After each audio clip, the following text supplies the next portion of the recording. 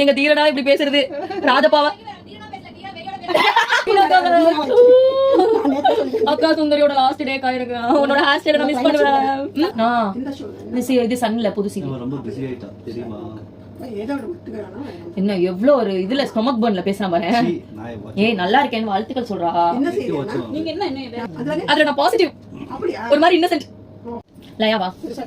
ஆமாக்கா இந்த சீரியலுக்கு வரும்போது கை குழந்தையா தூக்கிட்டு வந்தேன் இல்ல ஆனா இன்னைக்கு எடுத்துட்டு வந்திருந்தேன் ரொம்ப ஹாப்பியா இருந்திருக்கும்.